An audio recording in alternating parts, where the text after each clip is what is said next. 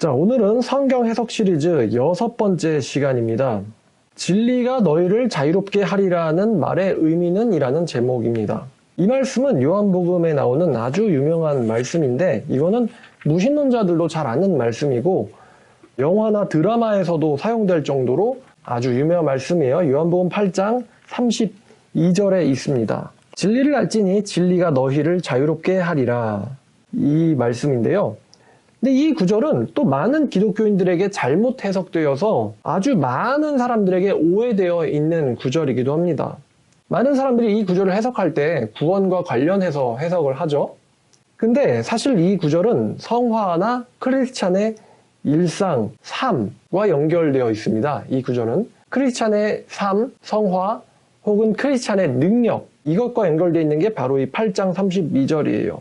당연하지만 성경 해석은 문맥 속에서 이해되어야 합니다. 성경뿐만 아니라 모든 책이 문맥 속에서 이해되어야 해요. 이것은 모든 문학이나 사람이 쓴 글들을 인용할 때 이때의 기본적인 상식인데 이상하게도 성경에서는 문맥을 무시하고 사람들이 인용하는 경우가 많죠. 아마도 성경에 있는 말씀이 뭔가 있어 보이고 깊이가 있어 보이기 때문에 유명하기 때문에 그러한 것 같습니다.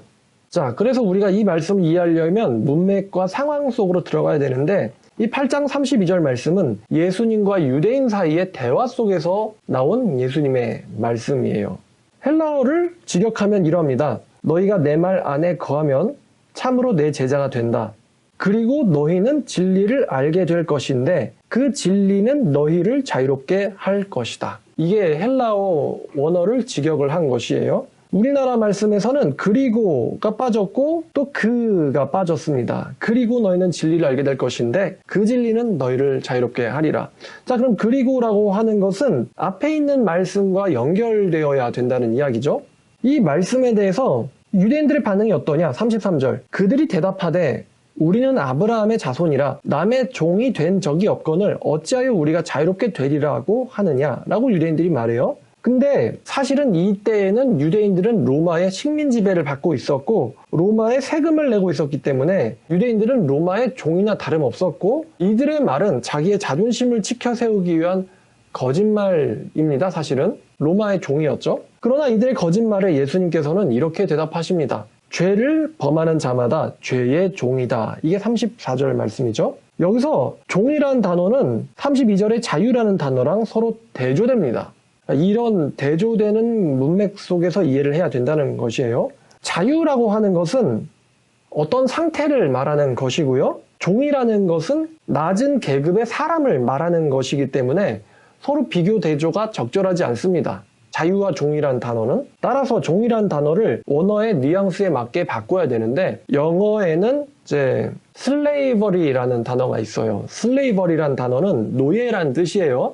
슬레이브라는 단어도 노예이지만 슬레이버리는 노예가 되어 있는 상태를 강조하는 단어입니다. 슬레이버리. 우리나라 말로 이 슬레이버리를 직역하자면 종됨이라는 단어로 번역할 수가 있겠어요. 종됨. 슬레이버리라는 단어예요. 자, 그러면 자유라는 단어랑 종됨이라는 단어 이 두 가지가 대조돼야 되는데 자유라는 것은 어떠한 것에도 얽매이지 않는 상태를 나타내죠. 어떠한 거에도 얽매여 있지 않은 상태입니다.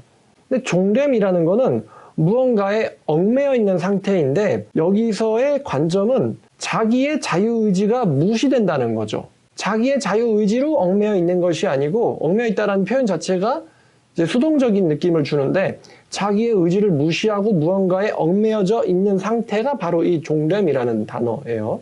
종됨. 자, 그러면 무엇으로부터의 얽매임일까? 예수님의 말씀의 앞뒤를 보면요. 34절에 예수님께서 말씀하신 자유케 된다라는 말은요. 죄에게 종됨 혹은 죄의 속박에 놓여있는 상태로부터의 자유를 가리켜요. 예수님의 말씀은. 무엇으로부터냐? 죄에게 혹은 죄에게 속박되어 있는 상태로부터의 자유를 가리킵니다. 이에 대한 가르침이 사도 바울의 로마서 6장부터 8장까지 아주 자세하게 나와 있습니다. 특별히 로마서 7장에서 사도 바울은 이 죄를 의인화합니다. 죄는 마치 사람을 속박하는 어떤 주인처럼 로마서 7장에서 의인화가 되고 있는데요. 로마서 7장에서 죄는 사람을 강제로 끌고 오고 그 사람이 원하지 않는 일을 억지로 하게 합니다.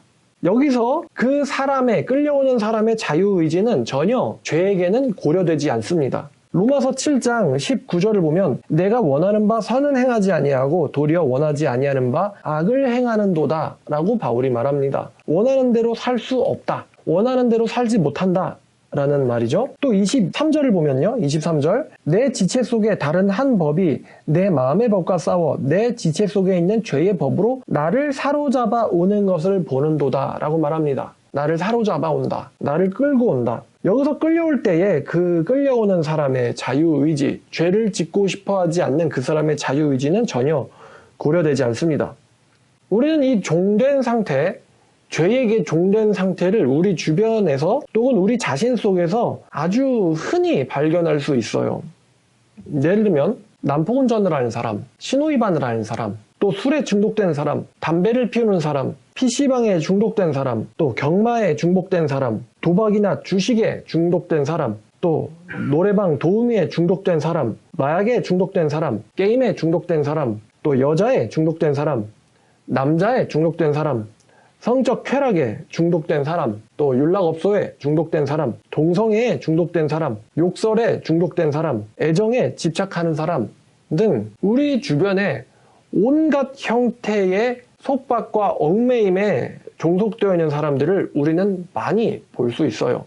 이 종됨이라는 것은 인간을 해치는, 인간에게 부정적인 영향을 주는 모든 해악스러운 일들, 예를 들어 성급하게 화를 내는 성격이라던가요. 또 사람을 해치는 일들, 자기 자신을 해치는 일들, 혹은 타인을 해치는 일들, 부정적인 모든 일에 이 속박이 얽혀 있습니다. 근데 여기서 재미있는 사실이 있는데 사람들은요, 자기가 이 종됨이라는 상태에 처해 있다는 거, 무언가에 속박되어 있다는 거, 죄에게 사로잡혀 있다는 사실을 본인은 발견하지 못한다는 거예요.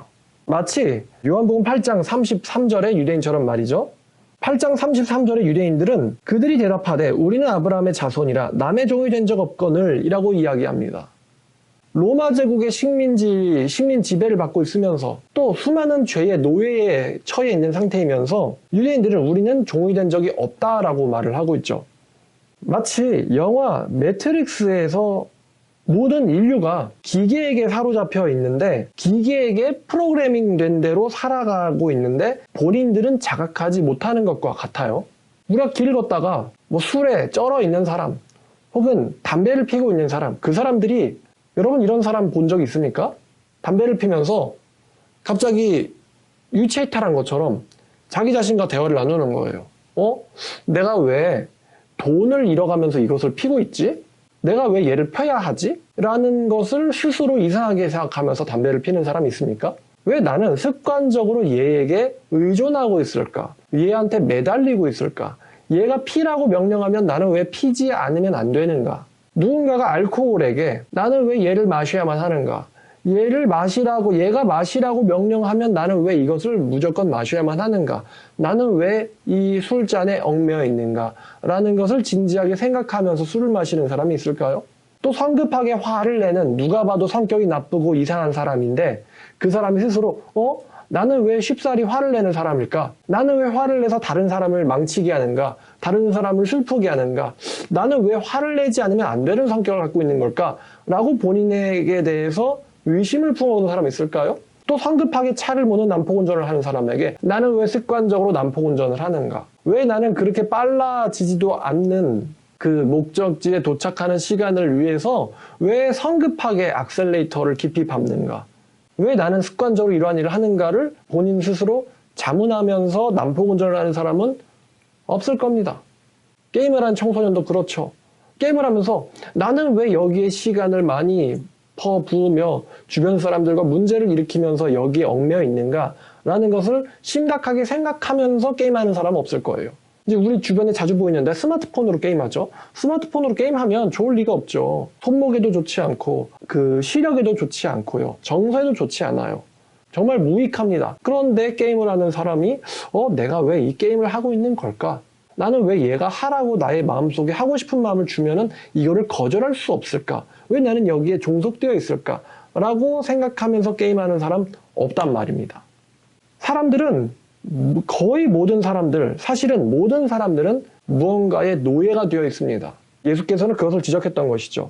여러분들이 여러분 자신과 주변 사람들을 관찰을 해보면 다람쥐 쳇바퀴 돌듯이 무언가에 얽매여서 제자리에서 뱅뱅 돌고 있는 나 자신을 발견하게 될 것입니다. 분명히 어떤 중독을 그 안에서 발견할 것이고 내가 거기에 의식하지도 못한 상태, 자각하지도 못한 상태로 얽매여 있다는 것을 느끼게 될 것입니다. 그러나 예수님을 제대로 믿은 자 31절에 참으로 예수님의 말씀 안에 살고 있는 사람, 거하고 있는 사람은 예수의 제자가 될 것이며 예수의 제자가 된 그 결과 그리고 라는 접속사로 연결되어 있는 것이죠. 그리고 진리를 알게 될 것인데 그 진리는 너희를 자유롭게 할 것이다 라는 말씀이 성취되는 것이죠.